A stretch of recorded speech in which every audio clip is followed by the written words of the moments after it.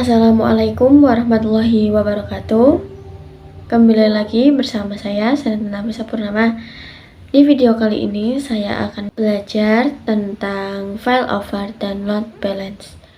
Di sini kita akan belajar tentang file over dan load balance yang dimana poin ini cukup penting pada pembelajaran administrasi jaringan pada vendor mikrotik. Untuk kedua konsep ini sebenarnya deskripsinya tidak jauh berbeda. Untuk konsep file over load balance, deskripsinya sama-sama metode yang digunakan ketika kita mempunyai dua jalur ke internet. Jadi kalau misalkan kita gambarkan pada topologi di sini terdapat satu router yang memiliki dua jalur, yang satu ke internet pertama dan yang kedua ke internet kedua. Artinya dari semua perangkat lain ini yang terhubung ke router maka memiliki dua jalur internet. Kita bisa menggunakan IP ISP1 ataupun ISP2. Nah, kalau misalkan kita sudah memiliki dua jalur internet, maka ada konsep yang bisa kita terapkan, yaitu file over dan load balance. Kita coba bahas keduanya secara terperinci. Terkait file over nanti gambarannya ada satu ISP yang aktif dan satunya disable. Disable di sini maksudnya menjadi backup. Jadi dari semua klien akan dilewatkan pada satu ISP saja. Jika ISP1 ini down, maka nanti ISP yang kedua akan aktif sebagai backupnya. Nah, ini adalah untuk konsep file overnya. Sedangkan untuk load balance, nantinya kedua ISP ini akan aktif. Misalkan di sini saya gambarkan untuk kasus ini, kita bisa terapkan pada beberapa PC. Dia ingin akses internet menggunakan ISP1 dan beberapa PC ingin akses internet menggunakan ISP2. Jadi gambarannya seperti itu ya untuk load balance. Jadi di topologi ini ada dua router yang menjadi satu ISP dan yang kedua menjadi ISP2. Dan di sini saya sudah mendapatkan IP publiknya. Juga untuk yang ISP1 ini mendapatkan IP 10.0.137.186, yang ISP2 10.0.137.214. Kita tuliskan dulu.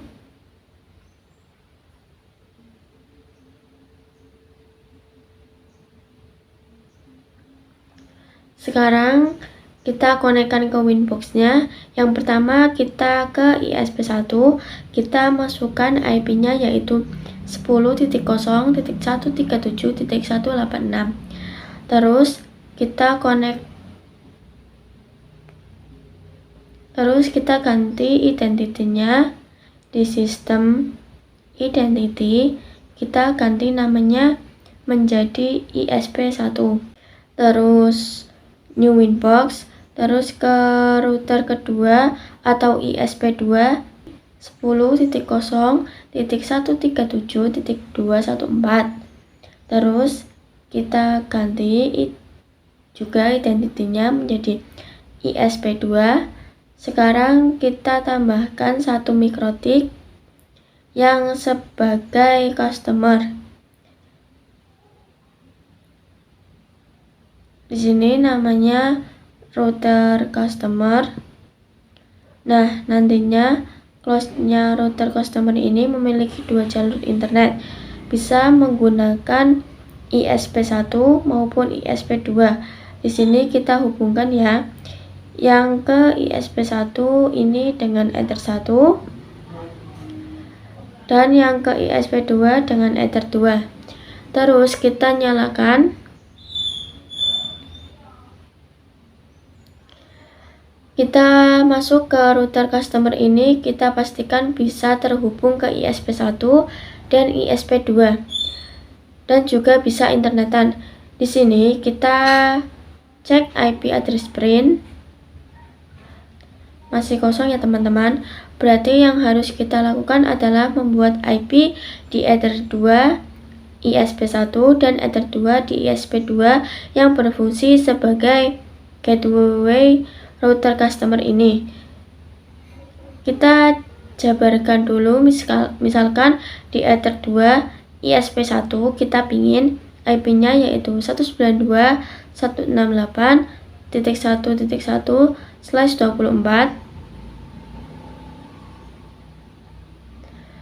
Terus di Ether 2 ISP2 IP-nya yaitu 172.168.1.1/24. Langsung saja masuk pada Winbox-nya. Untuk ISP1 di IP address kita tambahkan yaitu tadi 192.168.1.1/24. Interface-nya Ether 2 yang mengarah ke router customer. Terus ke ISP2 di IP address kita tambahkan 172.116.1.1/24 Ether 2. Apply, oke, selesai. Terus kita konfigurasi di customer. Kita cek IP NIC port print. Oke, di sini ada sedikit kesalahan. Nah, di sini ada Ether 1 dan ada Ether 2. Kita langsung saja untuk konfigurasi IP address-nya. Kita cek dulu IP address print. Masih kosong, kita bisa langsung konfigurasinya yaitu di IP address address IP-nya yaitu 192.168.1.2/24. Interface-nya Ether 1. Yang ke ISP1 terus tambahkan lagi 172.161.2/24. Interface-nya Ether 2. Kita cek lagi IP address print. Nah, sudah ada. Sekarang kita coba ping ke gateway-nya yaitu ping 192.168.1.1. Oke, berhasil. Terus ping 172.16.1.1. Oke, berhasil. Selanjutnya kita akan konfigurasi default route agar bisa internetan. Nah, default route ini kan yang mengarah ke internet. Kalau misalkan kita mau mengarah ke ISP1, berarti kita tinggal masukkan gateway-nya saja. Begitupun kalau kita mau mengarah ke ISP2, kita bisa memasukkan gateway-nya saja. Karena pembelajaran file over dan load balance ini mempunyai dua jalur. Berarti di sini kita tambahkan default route-nya 2 kali. Sebelumnya kita romon dulu yaitu tool romon set enable yes. Terus kita masuk ke romonnya via ISP1. Di sini romonnya aktifkan. Terus new Winbox. Kita connect to romon. Ini kita konekkan ya. Kita pastikan dulu di mikrotik ini untuk ping gateway-nya di new terminal ping 192.168.1.1 berhasil. Terus ping 172.168.116.1.1 berhasil. Sekarang kita setting default route-nya di IP route. Di sini DST address-nya tidak usah diubah. Terus gateway-nya untuk ke jalur ISP1 berarti 192.168.1.1. Nah, ini statusnya aktif statik ya. Kalau kita tambahkan untuk yang ke jalur ISP2 ini, kita gateway-nya yaitu 172.16.1.1. Nah, di sini statusnya S saja, tapi tidak usah khawatir, ini bisa aktif. Misalkan untuk yang jalur ISP1 ini kita disabelkan. Kalau di sini untuk ISP1 kita disabelkan, maka yang ISP2 itu akan aktif statusnya, karena ini adalah menjadi backupnya, jadi bebas mau aktifkan yang mana. Misalkan di sini saya mau mengaktifkan yang ISP1 saja dan ISP2-nya didisabelkan atau menjadi backupnya. Untuk default root-nya sudah selesai. Sekarang kita coba pastikan di terminal untuk ping 8888 berhasil. Untuk ping ke domain kita cek dulu IP DNS print masih kosong. Kita konfigurasi saja IP DNS set server 8888. Kita coba ping google.com. Sudah bisa. Jadi ini sudah bisa untuk internetan. Sekarang kita tambahkan 2 PC. Oke, di sini sudah ada VPC1 dan VPC2.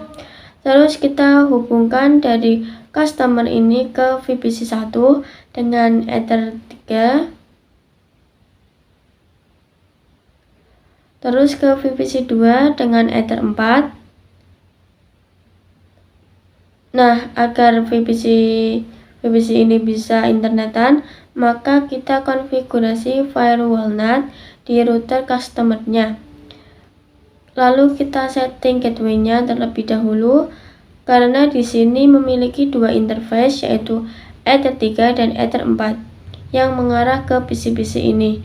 Jadi kita gabungkan menjadi satu interface dan mengonfigurasi bridge-nya. Langsung saja di Winbox customer ini kita masuk ke bridge, kita tambahkan untuk namanya bridge 34.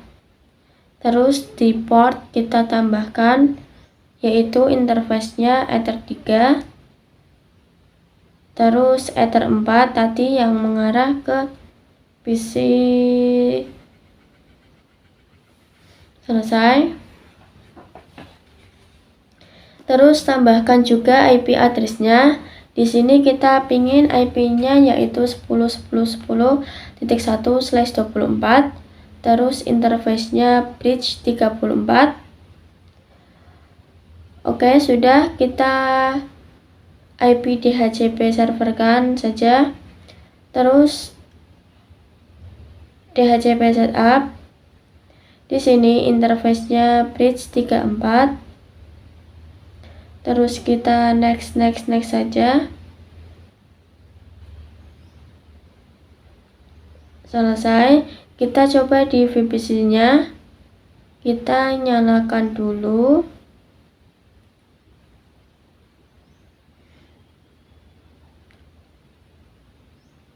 Oke, kita buka di VPC.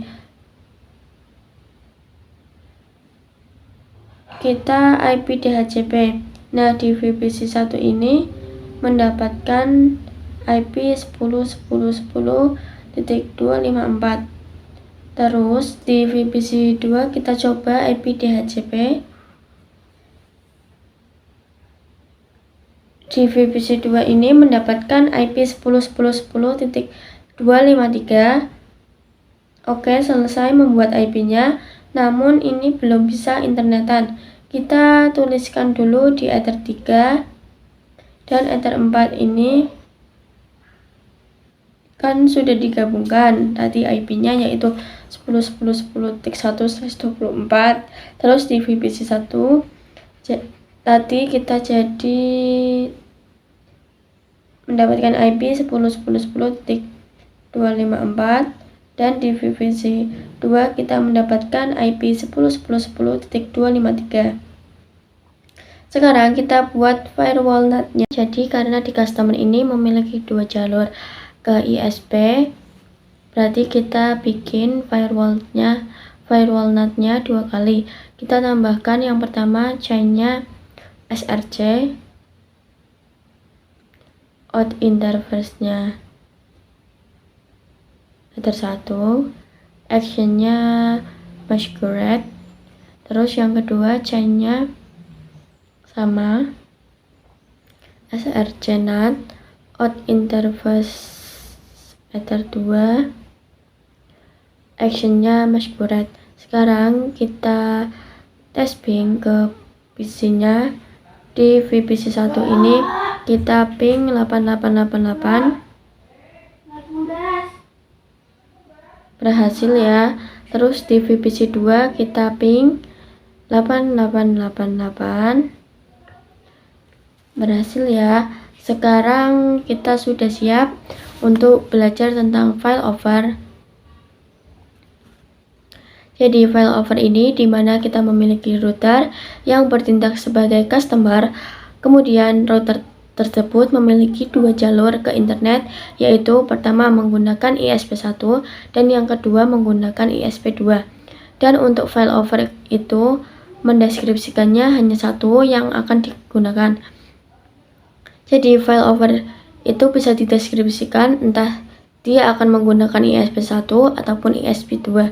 Kalau kita menggunakan ISP1, maka jalur yang ISP2 ini akan menggunakan ISP1.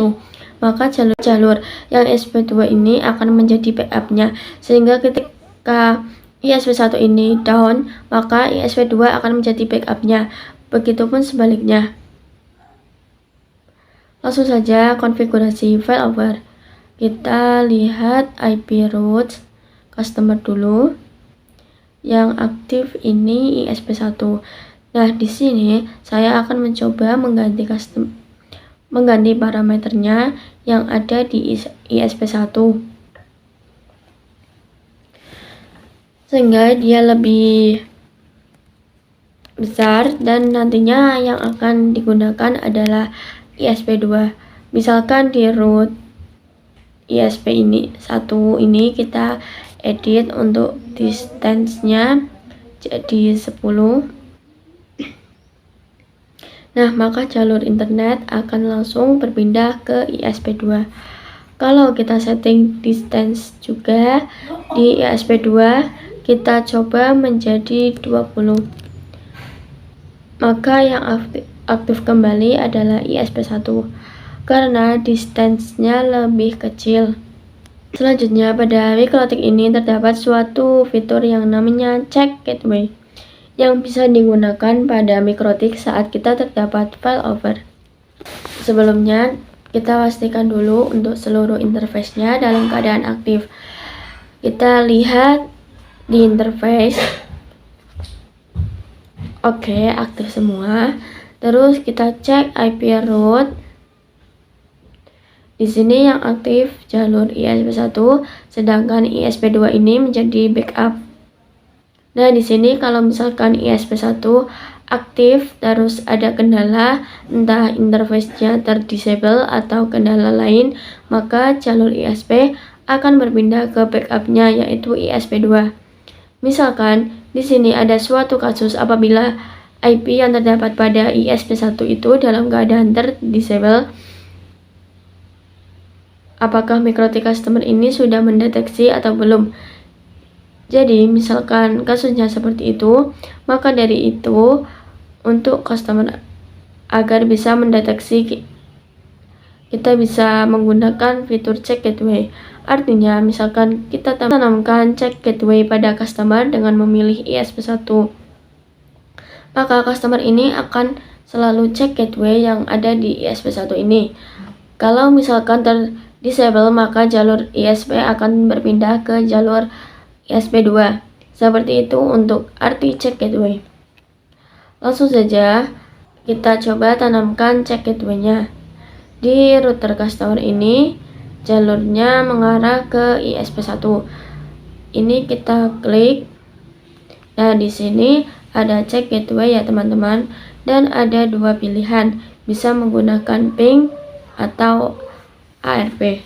Artinya kita menggunakan ping, maka router customer ini akan selalu ping ke gateway-nya setiap 10 detik. Di sini saya mencoba menggunakan ping. Terus kemudian kita coba disablekan di jalur ISP1. Nanti harusnya berpindah ke jalur ISP2 karena ISP ini IP-nya akan kita disablekan di ISP1. Nah, sekarang kita coba cek apakah di customer ini sudah berpindah ke jalur ISP2 atau belum. Kita tunggu sekitar 5 sampai 10 detik.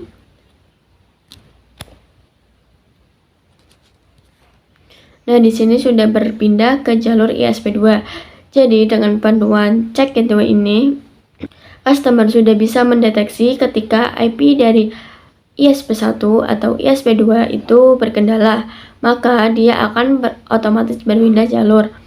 Oke, seperti ini untuk gambaran dari failover dan cara konfigurasinya.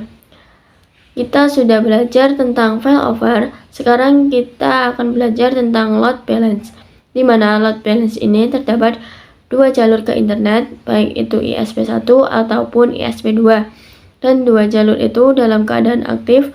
Untuk contoh pengaplikasiannya, jadi misalkan VPC1 bisa menggunakan internet dengan ISP1 atau ISP2.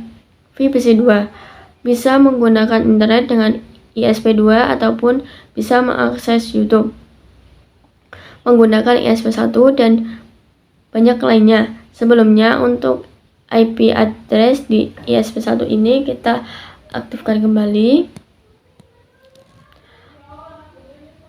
Lalu kita ke Winbox router customer-nya. Ini kembali kita ke jalur ISP1 yang aktif. Oke, sudah siap untuk konfigurasi load balance. Untuk yang simpelnya kita coba hapus dulu default route-nya, baik yang ISP1 ataupun ISP2. Oke, sudah. Untuk konfigurasi load balance ini, di IP route kita tambahkan lagi. Nah, untuk destination-nya tetap. Terus untuk gateway-nya kita isikan 2 ISP. Nah, agar bisa kita isi 2 ISP, kita klik di sini. Nah, ini ada ya teman-teman. Oke, yang pertama kita isikan yang ISP 1, yaitu 192, 168, 1.1. Terus yang kedua itu ISP 2, yaitu 172.16.1.1. Di sini statusnya aktif statik, dan di sini kita ke internet bisa menggunakan ISP1 dan ISP2. Nah, untuk konfigurasi load balance yang sederhana ini namanya load balance ACMP. Sekarang kita coba lakukan uji coba di PC-PC-nya, kira-kira mereka menggunakan internet yang ISP1 atau ISP2. Oke, karena tadi VPC-nya sudah kita IP DHCP, kita langsung saja untuk ping 8888. Kita coba trace 8888. Kira-kira PC ini menggunakan internet ISP berapa? Nah, di sini PC 1 kalau mau internetan dia melewati interface bridge terlebih dahulu, kemudian lewat ke ISP1. Sekarang coba di VPC 2 ping.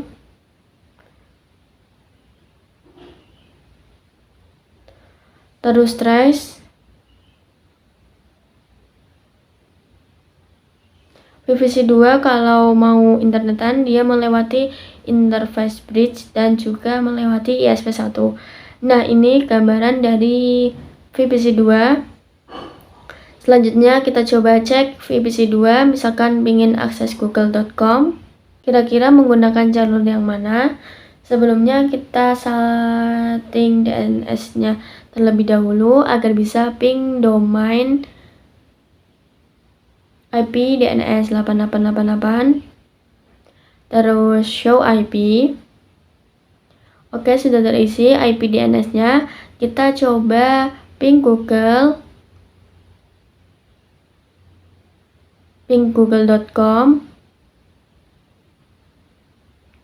Oke, berhasil. Kita coba trace google.com. Ternyata kalau untuk mengakses ke Google, VPC2 ini melewati interface bridge terlebih dahulu, terus dia menggunakan jalur ISP2. Misalkan kita ingin coba cek Facebook, caranya kita masuk ke Winbox, router, customer, kita masuk ke tool, kemudian trace route. Di sini kita coba dulu untuk yang ke internet yaitu 888, protokolnya ICMP, lalu start. Nah, bisa dilihat router customer ini kalau akses internet atau ke 888 ini dia menggunakan jalur ISP2. Nah, kalau misalkan kita pengen mencoba contoh lain, misalkan untuk Facebook ataupun yang lain, bisa menggunakan bantuan command prompt. Lalu kita masukkan IP dari Facebook, kita masukkan saja di sini, terus start. Oke, ternyata di router customer ini kalau mau akses Facebook juga menggunakan jalur ISP2. Oke, ini adalah untuk trace route di customer. Sekarang kita coba untuk trace route juga di VPC. Yang pertama, tadi kita pingin coba trace di facebook.com. Pertama kita ping dulu IP Facebooknya, yaitu ping 31.13.19.35. Berhasil. Terus kita trace. Nah, ternyata di PC ini kalau mau akses Facebook, dia melewati interface bridge terlebih dahulu. Terus dia melewati jalur ISP 1. Selanjutnya kita ping contoh lain, misalkan akses Twitter. Nah, di sini IP-nya yaitu 104.244.42.193. Kita ping dulu 104.244.42.193. Berhasil. Terus kita trace dulu. Nah, bisa dilihat jadi untuk VPC ketika mau akses Twitter, dia menggunakan melewati interface bridge dahulu, terus dia menggunakan jalur ISP2. Oke, selesai untuk trace route. Sekarang kita coba kasus baru, yaitu untuk ke ISP itu bandwidth-nya berbeda. Misalkan untuk router ISP1 dia menyediakan hanya 2 Mbps, sedangkan untuk ISP2 dia menyediakan bandwidth 8 Mbps. Nah, kalau kita simpulkan, artinya 1:4, kita tidak bisa menggunakan Ronobin ya. Ronobin itu kan 50-50, sedangkan di sini seharusnya yang banyak disalurkan atau yang banyak digunakan adalah jalur ISP2. Nah, maka dari itu kita bisa lakukan konfigurasi load balance pada kasus ini. Langsung saja kita konfigurasi di router customer ini. Ini saya close dulu. Nah, untuk konfigurasinya kita masuk ke IP route. Di sini untuk routing ke internet kita edit. Karena tadi itu 1:4. Berarti di gateway-nya ini kita bikin 5. Kita tambahkan menjadi 5. Yang pertama ini isikan 1 kali. Terus untuk gateway ISP2 berarti kita isikan 4 kali. Jadi seperti ini ya. Nanti untuk akses internet akan lebih banyak menggunakan ISP2 kalau misalkan kita coba cek juga di terminal IP root print. Bisa dilihat untuk jalurnya yang banyak digunakan seharusnya itu ISP2. Sekarang kita coba trace route di sini 8888, protokolnya ICMP. Terus kita start. Bisa dilihat, jadi dari customer ini untuk akses ke internet dia menggunakan jalur ISP2. Misalkan kita coba untuk trace yang lainnya seperti youtube.com. Di sini IP YouTube-nya 64.233.170.136. Terus kita coba trace route ini start. Nah, ini juga menggunakan jalur ISP2. Oke, ini untuk test route di customer. Kita coba test route di VPC-nya. Kita coba show IP. Di sini kita ping ke IP youtube.com. Tadi yaitu ping 64.233.170.136. Sekarang kita trace. Nah, di VPC juga yang pertama dia melewati interface bridge. Terus dia melewati ke jalur ISP2, jadi lebih banyak diarahkan ke jalur ISP2 karena tadi bandwidth-nya 1:4. Jadi kita sudah belajar load balance ICMP atau masih Robin, yaitu ambigu, kadang menggunakan ISP1, kadang menggunakan ISP2. Nah, kalau teman-teman tahu untuk konfigurasi load balance itu beragam. Kita bisa menggunakan load rules dan metode Mengil. Di sini kita coba bahas untuk yang load balance root rules terlebih dahulu. Jadi root rules ini akan bekerja dengan sistem search address. Nah, masuk search address adalah kita bisa mendefinisikan, misal PC1 untuk internetan dia harus menggunakan ISP2. Nah, kalau kayak gini kita bisa menggunakan metode root rules. Berarti untuk PC-PC ini harus memiliki IP statik. Jadi misalkan di VPC1 ini masih ingin IP 10.10.10.11/24. Terus VPC2 10.10.10.12/24.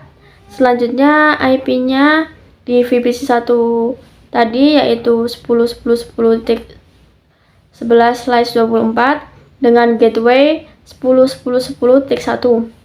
Terus show IP. Nah, sudah. Di VPC2 ini juga kita konfigurasi IP-nya yaitu IP 10.10.10.12/24 dengan gateway 10.10.10.1. Terus show IP. Nah, setelah kita setting root rules saja di root customer di bagian IP root.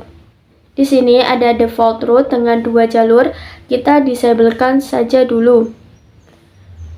Terus tambahkan default route-nya menggunakan metode root rules.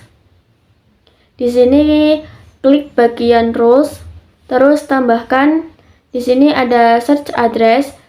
kita tambahkan satu persatu. Yang pertama, misal PC1 yaitu IP-nya 10.10.10.11. Untuk tabelnya yaitu VPC1. Terus kita tambahkan untuk yang PC2 search address yaitu IP VPC2 10.10.10.12. Terus tabelnya VPC2. Nah, untuk rows-nya ini sudah selesai. Sekarang kita ke root. Di sini kita tambahkan default root-nya satu persatu. Kita tambahkan di sini address-nya default gateway-nya. Karena PC1 untuk internetan menggunakan ISP1, maka di sini kita tuliskan saja IP-nya yaitu 192.168.1.1. Kemudian di bagian routing mark-nya ini kita isikan VPC1. Terus tambahkan lagi untuk VPC2 itu mengarah ke ISP2.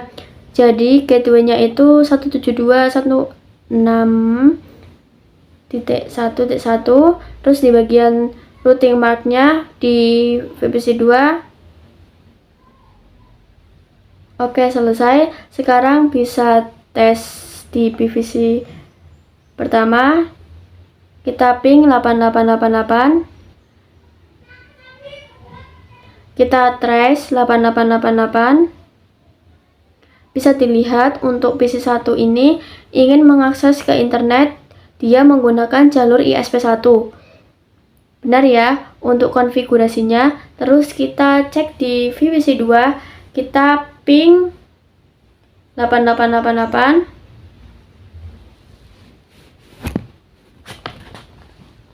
Terus kita trace. Nah, benar. Jadi di VPC2 untuk internetan dia menggunakan jalur ISP2. Sekarang kita akan mencoba lagi mengkonfigurasi load balance dengan metode Mangel atau biasa disebut dengan firewall Mangel karena memang terletak pada menu firewall-nya. Yang dimaksud load balance Mangel ini kita bisa mendefinisikan paket berdasarkan protokolnya. Jadi untuk contoh kasusnya bisa di load balance root roles. Yang PC1 itu menggunakan ISP1 dan yang PC2 dia menggunakan ISP2. Kemudian untuk kasus lain, misalkan kita ingin akses domain tertentu harus menggunakan ISP1 dan akses ke domain lainnya harus menggunakan ISP2. Seperti itu maksud load balance Mangel. Langsung saja kita konfigurasi di root customer, di IP rootnya, rules-nya kita hapus. Terus untuk routers-nya kita disablekan saja. Sekarang kita bisa mengkonfigurasi firewall Mangel-nya. Sekarang untuk contoh kasusnya sama seperti load balance. Routers yaitu PC1 itu menggunakan ISP1 dan PC2 dia menggunakan ISP2. Langsung saja konfigurasi di IP firewall. Di sini ada Mangel. Di sini kita tap saja. Terus kita tambahkan untuk chain-nya ini pre-routing. SRC address-nya diisikan 10.10.10.11 yaitu PC1. Action-nya mark routing. Nah, di kolom ini new routing mark kita tuliskan Mangel strip ISP strip 1. Kita tambahkan lagi untuk ISP2-nya, chain-nya pre-routing. Search address-nya 10.10.10.12, action-nya mark routing dan di sini kita tuliskan Mangel strip ISP strip 2. Oke, selesai. Terus kita ke IP root. Di sini kita Tambahkan untuk gateway-nya itu 192.168.1.1. Kemudian di bagian routing MAC-nya pilih yang Manjel ISP1. Terus tambahkan yang VPC 2 yaitu gateway-nya 172.168.1.1 dan routing MAC-nya kita pilih yang Manjel ISP2. Sekarang kita cek tes di PC-PC-nya. Yang pertama VPC 1, yang pertama kita ping 8888. Terus kita trace. Nah, benar ya, untuk VPC 1 dia menggunakan jalur ISP1, terus di VPC 2 bisa dilihat untuk VPC 2 dia menggunakan jalur ISP2. Jadi berhasil ya untuk konfigurasi load balance firewall Manjel ini. Sekian video yang dapat saya jelaskan. Mohon maaf apabila ada kesalahan dan tutur kata yang kurang berkenan. Terima kasih. Wassalamualaikum warahmatullahi wabarakatuh.